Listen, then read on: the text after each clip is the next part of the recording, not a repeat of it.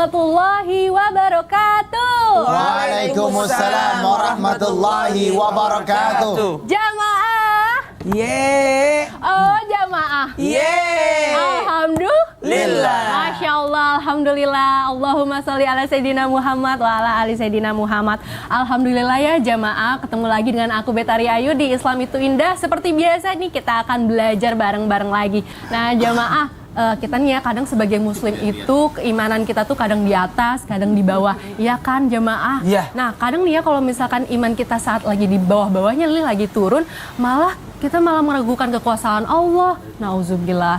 Maka dari itu nih ya tema kita hari ini kita akan membahas masih ragu dengan kekuasaan Allah. Nah, oh iya jamaah, aku lupa. Hari ini kita kedatangan bintang tamu loh, Masya Allah. Ini bintang tamunya luar biasa, hebat banget. Saking hebatnya, nih ya dapat julukannya tuh ensiklopedia Al-Quran. Masya Allah, ini dia kita langsung panggil. Ada Najah. Assalamualaikum Najah. Waalaikumsalam. Masya Allah. Najah, sehat ya Najah? Alhamdulillah sehat Kak. Masya Allah jamaah, Najah ini merupakan anak yang sangat istimewa yang kekuasaan dari Allah juga, Masya Allah. Nah jamaah, sebelum kita bahas tema kita hari ini nih saya mau ngajak jamaah untuk menonton video tayangan terlebih dahulu. Kira-kira tentang apa ya? Ini dia video tayangannya. Masya Allah, ini sama halnya dengan gunung meletus ya. Kalau gunung meletus itu kasusnya kan lavanya itu bisa menyuburkan tanah sehingga bisa meningkatkan produktivitas pertanian. Nah berarti kalau dipikir-pikir, kekuasaan Allah dengan memberikan musibah itu artinya Allah menggantikan dengan yang baru atau gimana ya? Aku mau tanya deh sama Habib Usman. Habib Punten, ini bener nggak ya seperti itu? Silahkan menjelaskannya. Akhirapun Ustadz Maulana, Betari, Ustadz Syamsuddin Nur, Najah, Masya Allah. Bismillahirrahmanirrahim. Assalamualaikum warahmatullahi wabarakatuh. Waalaikumsalam warahmatullahi wabarakatuh. Alhamdulillah.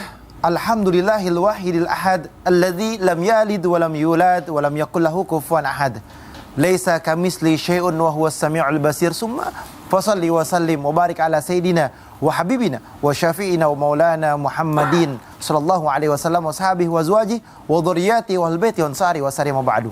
Segala puji bagi Allah Subhanahu wa taala. Ya alhamdulillah pada pagi hari ini kita berada di mimbar majlis, yakni majlis yang penuh dengan keberkahan, majlis Islam Itu Indah. Sehingga kita mendapatkan ilmu yang bermanfaat dari guru-guru kita, bisa diamalkan untuk dirinya, suaminya, istrinya, anak-anaknya. Insya Allah ya Allah penuh dengan keberkahan dan keridhaan Allah Subhanahu wa taala. Amin amin ya Allah ya rabbal alamin.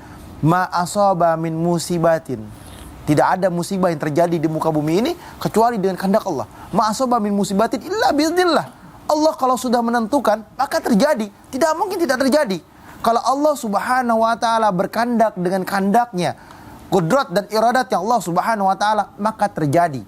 Dan juga wa ma asabakum min musibatin fabima kasabat aidikum. Setiap apapun musibah yang terjadi di muka bumi ini karena ulah tangan manusia itu sendiri.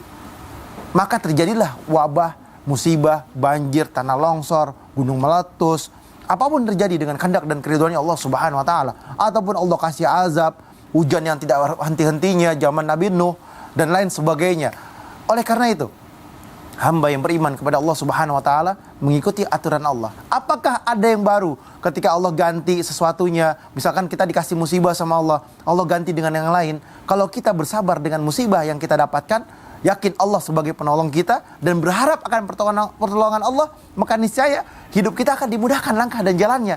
Ada hal yang baru yang boleh jadi menurut kamu tidak baik, menurutmu tidak bagus, tapi menurut Allah lebih baik dan lebih bagus, maka kemudian hari kamu akan sadar, oh ternyata ini yang terbaik, ini yang luar biasa dari Allah. Alhamdulillah ya Allah. Tadi misalkan tuh contoh, ada pulau baru yang terjadi, itu semua kekuasaan Allah, kehendak Allah. Ada gempa misalkan di tempat ini, ada di Krakatau misalkan Ustadz, atau di mana-mana gempa yang ada di tengah lautan, maka muncul satu pulau itu kehendak Allah. Ataupun terjadi banjir bandang yang besar, membuat terjadinya benua-benua, itu semua kehendak Allah, aturan Allah, punya kuasa Allah. Dan Allah memiliki rencana, Allah memiliki tujuan daripada apa yang telah terjadi di muka bumi ini. Oleh karena itu, hamba yang beriman dan bertakwa kepada Allah, setiap kejadian apapun kembalikan kepada Allah. Mungkin, nah inilah yang harus dipahami. Jangan berprasangka buruk kepada Allah. Mungkin tujuan Allah baik, mungkin tujuan Allah membuat ini, mungkin pokoknya berprasangka baik aja kepada Allah. Karena kalau hamba berprasangka buruk kepada Allah, celaka dia. Innallahi nazarni li'abdi. Allah berprasangka sesuai prasangka hambanya. Kalau dia prasangka buruk kepada Allah, terjadilah sebuah keburukan. Kalau dia berprasangka jelek kepada Allah, terjadilah sebuah kejelekan. Ketika dia berprasangka baik kepada Allah Subhanahu wa taala, hidupnya akan nikmat. Hidupnya akan luar biasa. Ketika kita menerima semua qudar Allah, ketentuan Allah Subhanahu wa taala, akan ada keindahan yang luar biasa. Mereka manusia ataupun hamba Allah yang ingat kepada Allah, yang bersabar kepada Allah, sebagaimana Al-Quran menjelaskan wasta'inu bisabri wassalah wa innaha lakabiratun illal khashiyin. Sebagai manusia harus sabar atas ketentuan Allah. Mereka yang sholat, yang ibadah kepada Allah, sabar kepada Allah, maka Allah akan berikan jalan keluar dan kasih suatu hal yang besar. Alladzina yazunnuna annahum mulaqu rabbihim wa annahum ilaihi raji'un. Khusyuk kepada Allah, yakin kepada Allah, Allah mudahkan segala sesuatunya. Bahasa yang gampangnya seperti ini. Kalau kita sholat khusyuk kepada Allah, kita mengalami kehidupan karena Allah, ibadah apapun disamakan untuk beribadah kepada Allah dengan tujuannya Allah, maka semua mudah. Tapi kalau lari kepada Allah, celaka. Masya Allah. Nah ini nih panjang banget ya pembahasannya tentang kekuasaan Allah. Kalau kita bahas orang yang percaya itu benar-benar nikmat banget. Nah ini gimana nih permasalahannya kalau misalkan orangnya yang nggak percaya, ragu akan kekuasaan Allah. Apakah Allah akan langsung memberikan azab atau bagaimana ya? Ini aku mau tanya sama Ustadz Syam. Ustadz silakan penjelasannya guru. Baik, bismillahirrahmanirrahim. Tabi'a bismillah, Maulana Betari Naja serta guru-guru kami yang dimuliakan Allah Subhanahu wa taala. Alhamdulillahirabbil alamin. Wassalatu wassalamu ala asyrafil anbiya'i wal mursalin sayyidina Muhammadin wa ala alihi wa sahbihi ajma'in. Asbahna wa asbahal mulku lillahi rabbil alamin. Subhanaka la ilma lana illa ma 'allamtana innaka antal alimul hakim. Rabbi shrah li sadri wa yassir li amri wa hlul 'uqdatam min lisani yafqahu qawli waj'al li wazira min ahli. Amin amin amin ya rabbal alamin.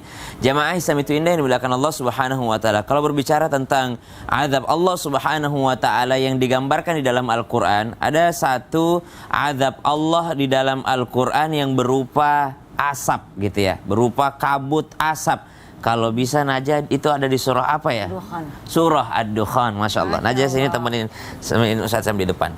Baik, bismillahirrahmanirrahim. Allah menceritakan tentang azabnya Allah berupa kabut asap di dalam surah Dukhan. Ad-Dukhan. Bagaimana bunyi ayat pertama tentang mereka yang meragukan tentang Allah? Balhum fi syakkin yal'abun fartaqib yawma ta'tis sama'u bidukhanin mubin. Terus yaghshan nasa hadza 'adzabun alim. Masya Allah, tabarakallah. Jadi karena keraguan terhadap baginda Nabi SAW dan terus menerus menyakiti baginda Nabi SAW dan terus menerus menyakiti orang-orang yang ikut dengan Nabi SAW sampai terjadinya pemboikotan terhadap umat baginda Nabi SAW, terhadap orang-orang sahabat-sahabat Nabi SAW, maka akhirnya Nabi SAW menengadahkan tangannya ke atas meminta kepada Allah Subhanahu wa taala. Karena Allah Subhanahu wa taala sayang, cinta kepada Nabi SAW, maka diturunkannya lah kabut asap yang membuat kemarau yang sangat panjang. Subhanallah. Maka dibuatnya pada saat itu kemarau yang sangat panjang seperti yang terjadi pada masa Nabi Yusuf alaihissalam. Maka pada saat itu mereka kembali datang kepada Nabi SAW. Akhirnya Allah hilangkan daripada kabut asap tersebut. Dari sini kita mengambil pelajaran, sebenarnya bentuk cintanya Allah Subhanahu wa taala kepada orang-orang yang mempercayai daripada keimanan daripada baginda Nabi SAW. Jadi ternyata bukan karena Allah benci terhadap hambanya Allah mengirimkan azab. Justru karena Allah cinta terhadap hambanya, maka membuat yang ragu itu semakin yakin. Karena cintanya Allah Subhanahu wa taala terhadap hambanya, dengan azab yang Allah turunkan membuat yang ragu itu menjadi yakin terhadap kekuasaan Allah, membuat yang yakin semakin bertambah keyakinannya terhadap Allah Subhanahu wa taala. Namun apa yang terjadi? Pembenci tetaplah pembenci. Mereka yang membenci baginda Nabi SAW, mereka minta kepada Nabi, ya Muhammad, kalau bisa belahlah bulan. Dibelahkan bulan kepada mereka. Mereka mengintip daripada jendela mereka. Mereka melihat bulan terbelah. Keesokan harinya ditanyakan, tadi malam saya sudah membelah bulan. Kata baginda Nabi SAW, apakah kau melihatnya? Apa jawaban mereka? Sorry Muhammad, ketiduran gue. Subhanallah. Begitu cara mereka menjawab baginda Nabi SAW. Itu disebabkan karena apa? Bukan karena tidak melihat kekuasaan Allah, tapi disebabkan karena hati mereka yang ragu. Jadi mau dibuktikan secara apapun, kalau mereka di awal sudah ragu kepada baginda Nabi Nabi Muhammad SAW, maka seterusnya akan ragu. Maka Allah mengirimkan daripada buktinya sehingga ada surah Ad-Dukhan sebagai contoh bagi kita melihat daripada ayat-ayat ini, kita yakin, oh ternyata Allah tidak susah kalau mau menurunkan azab, gampang sekali bagi Allah. Tapi Allah itu Maha Rahmat, Allah itu Maha Rahman, Allah menunggu kita hambanya untuk kembali kepadanya. Wallahu ta'ala alam. Makasih Najah, ntar kita sambung lagi. Terima kasih Ustadz Syam. Najah, terima kasih. Masya Allah. Jadi aku juga udah pernah kasih tahu nih sama temen aku, nih kamu baca aja surat Ad-Dukhan ini. Tapi dia yang kayak iya aja, tapi kayak iyanya tuh yang kayak ragu-ragu gitu. Aku mau tanya nih sama Ustadz Maulana, pakar ekspresi nih, atau pakar gerak-gerik. Kira-kira ada nggak ya ciri-ciri khusus orang yang masih ragu akan kekuasaan Allah? Soalnya temen aku tuh kayak dia tuh geraknya ya, terus kayak gitu. Mau tahu ciri-cirinya? Iya, gimana? Ada ciri-cirinya. Wah, boleh Kita dikasih bahas tahu? ya. Makasih banyak Silakan, Buat Kari. Jamaah. Oh jamaah. Alhamdulillah. Berbicara tentang ciri orang yang ragu akan kekuasaan Allah, tidak terlihat pada dirinya, akan nampaknya kekuasaan Allah. Sekiranya orang melihat matahari, bumi, bulan, gunung, pohon, kalau orang lihat itu pada penciptaan yang Allah ciptakan, pada penciptaan bumi dan langit, bagaimana ayatnya? Tentang penciptaan langit dan bumi. Ya. Sebutkan salah satu ayatnya. Ayo. Walillahi ma fis samawati wa ma fil ardh. Ini aja baca Al-Imran. Boleh. Wa ilallahi turja'ul umur. Ya. Jadi kalau berbicara tanda-tanda kekuasaan Allah, tanda-tanda kan ada dua. Ada berupa ayat-ayat Allah, ada yang terlihat, mungkin nampak pada kasat mata kita.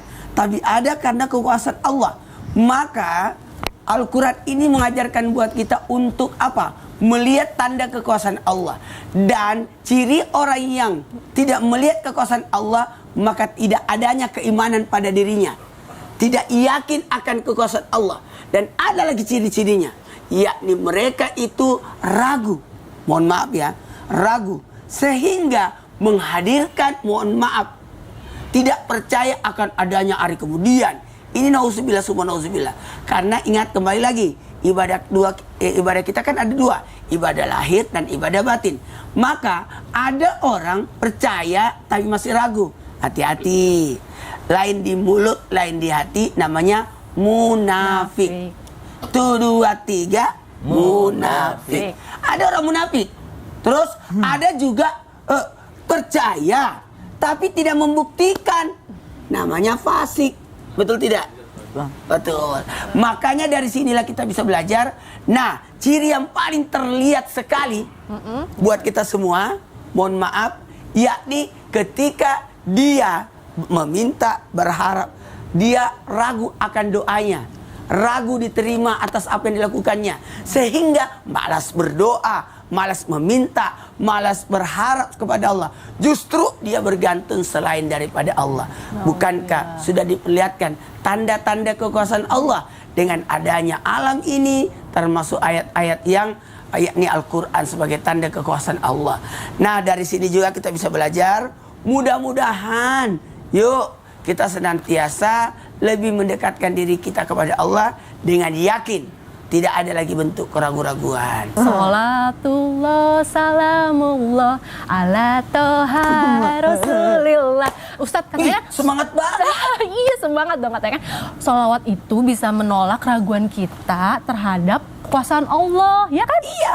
Nah. Benar banget. Dengan salawat itu kita menjadi yakin. Ah, bener kan? Terus Bener kira-kira ada salawat nggak yang bisa membuat kita tuh semakin yakin akan Mau kekuasaan? tahu? Ya mau tahu. Mau Ustaz. tahu? Mau. Penaklukan Baitul Maqdis. Jangan kemana-mana jamaah, tetap di Islam itu indah. Jamaah, oh jamaah. Alhamdulillah. Alhamdulillah. Jadi itu kan.